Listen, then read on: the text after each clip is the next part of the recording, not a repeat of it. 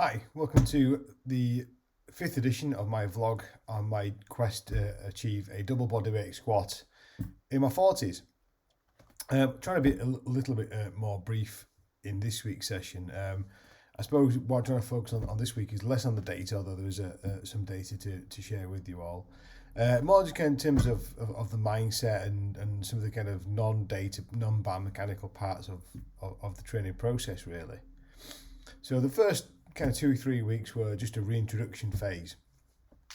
As you've heard from the previous podcast vlog episodes, established myself as being detrained and to be sensible and pragmatic about how to get back into training. As a result of that, I feel like I'm kind of like 3, 4, 5 weeks in now, things have to step up a bit. And last week was about getting serious. And what did I mean by that in terms of having a bit more of an intent to get stronger, intent to get some output from sessions rather than simply just kind of accruing a little bit of adaptation to some new training stimulus. And that brings with it a little bit of a shift in mindset and to kind of phrase that was often used in rugby, getting into the grind, turning up every week, having the mindset that when you turn up to training, you're not just there for just because you like it, although that is certainly something that should be true, but having a genuine focus and really kind of having intent. And that intent is there every single session, just to get better, focus on what you're there for. And then I suppose the other thing as well that's part of what I've been doing is getting into the grind of a lifestyle. I haven't shared with it any body composition and stuff, and I'll do that in a couple of weeks' time, but if I'm honest, that hasn't gone as well as I'd like to have gone. Things could be going better, and that is down to consistency in the diet that I'm using. It's not something that would I would say has been perfect by any stretch of the imagination. So it's finding a real balance of I'm not a full-time athlete. I've a life, a job, a family, and things are going to be balanced out. And I also want to enjoy what I'm doing. There's no point doing this voluntarily if I'm not going to enjoy the process. But equally, it's not a laugh. It's just got to be on body weight. It's a serious attempt. So that's the kind of the mental phase that I'm in now. It's just trying to get into that grind mentality of turning up day in, day out, week in, week out, and accumulating those hard training sessions and applying some science and periodization so I'm not killing myself to try and do it, and finding ways of enjoying that process, forming some habits so it's not as kind of mentally draining to be able to do those things. I suppose one of the reasons why I'm doing this is because I do enjoy resistance training. I particularly enjoy going to the gym and squatting. It doesn't bother me if I went to the gym and squatted every day, but it's still demanding to go and squat heavy every single time you go. So that's kind of where I think about that. Is trying to find ways and means of enjoying the process, but still getting the results. Because I can come home and eat what I want, thinking I've done my training session for the day, but then body weight goes up, and therefore the numbers I have to squat have to go up and up and up and up. But equally, if you're trying to gain strength and increase lean tissue and have a calorie deficit, that's quite challenging. There are a lot easier ways to go about losing weight and getting healthier. So yeah, that's kind of, it's more of a mindset and a psychological kind of emphasis on today's vlog, and kind of having that transition from it's being okay just to go up and do a bit that you want to, let's here have a bit of intent to really get stronger in all the lifts, not just the squats as well. I think I focus on the squatting side of things, but things like good mornings, clean pulls, even things like overhead pressing and bent over rows and all those kind of assistance lifts. Kind of, you need a strong chassis to be able to hold and control 180 kilo, so that I don't overlook those as well. So there's an intent, and I've got to say, having never used the DeLon Watkins 3x10 at 50, 75 and 100%, it seems to work for me. I think that's one of the tools I think I'll stick with beyond this. Is traditionally 3 sets of 10 was, you try and hit close to your 10 RM in every single set, and I think I'd have struggled with that to maintain that for a while. But doing 50%, 75% and then 100%, is like you're really all in on that 10%, that 100% set. So you're not mentally drained from all the previous sets. So each lift, you're having a real kind of genuine maximum attempt, as opposed to just accumulating fatigue. So I probably would have looked at that before this program. I don't see how that would have an effect, and hopefully I'm going to show you some information today just to show you kind of what effect it's been having, and I'll talk a little bit about that now and some of the velocity data that I've been looking at. So a couple of weeks ago I showed you a force velocity profile of a load velocity profile that kind of projected how I think my squatting was going to go and where I need to get to. Let's bring that screen a little bit bigger now.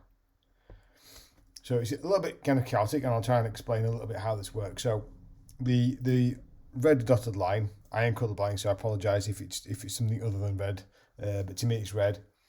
First showed you that would put my zero velocity around about 196, 200 kilos.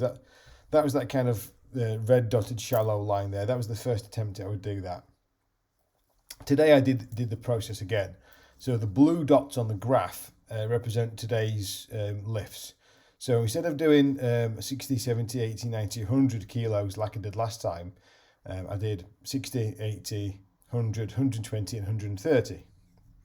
What we can see now is a much steeper blue line that plots zero velocity around about the 165 mark. And actually my projected 1RM based on today, if I tried to do it today, would be 140. Now that actually sounds about right, and the last time I spoke about this, I said it over projected it, and I thought my velocity would tail off quite dramatically after 100 kilos, and that's effectively what I think had happened. So again, this is really early in my journey, and I'm not really going to get over the concern that 140 doesn't equal 180. It was not supposed to be today. The thing that I am happy about is if you look at those blue arrows, it's looking that we've shifted up.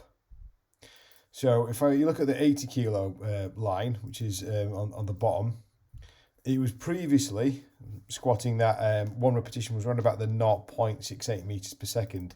That's now close to 0.9 meters per second. That's a huge shift. And so moving that load much faster.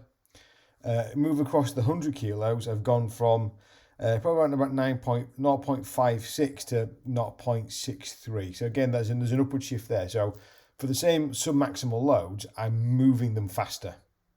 So that means I've gotten stronger on that load velocity relationship. I've gotten stronger, and I've got noticeably stronger, certainly at the lighter load. So that's really positive for me. Because I've gotten measurements much closer to what my anticipated 1RM would be, I think this newer version is much more accurate. So for those people who are looking to do something very similar to this, you do have to get somewhere near your 1RM, or certainly above 80% definitely, to be able to give you a real accurate picture. You don't have to hit your 100% 1RM, but I think you have to have a good heavy lifting there for you to be confident that you've got a reasonable prediction. The other thing just to echo that is that dotted orange line. So if I just took from today's session a load at 60 and a load at 80 and I plotted it from those two loads, you can see it's not even hitting zero velocity on this particular chart. It's skewing way off. So those lighter loads are just not really helpful in predicting what you're going to be. So I probably would say that to get a good idea of how to use this better, you're looking at loads. If I say that 140 is my 1RM, and I'd probably say I'd start at 80. So you're looking around about somewhere above 60 to 70% of your 1RM would be a decent starting point. I think any less than that, you're going to be having some false predictions. You're going to be a bit too far off and give yourself some false promise that you can squat an absolute ton when you probably can't. So for me, things are going well in terms of gym load. Things are getting better, as you can see there. I'm moving loads. My weight's going up in terms of my 10RM loads. So that's progressing well. That was the overall goal. Think could be better body composition wise in terms of actual body mass, but I'll talk about those in a bit later. I think there are some improvements, but I think they could be better, and I don't think it's been as much of an improvement as my strength levels. But I'm not getting overly carried away either. When you first start training, adaptations are really easy to come by. It's a bit like having a brand new tube of toothpaste. Any time you touch that toothpaste, you're going to get some toothpaste out the tube. It's dead easy because it's that full. It's when you get to the end of the tube and you're really having to turn it around to get the last bits out, that's where I'm going to be in 12 months' time. So adaptation can be much harder to come by. So I'm happy that things are moving well. Things are progressing, but I'm not overly getting too far ahead of myself. There's a long journey left to go, but hopefully it's going to be an enjoyable process. So hopefully I found this interesting and useful, and reach out if you find there's anything else you'd like to talk about.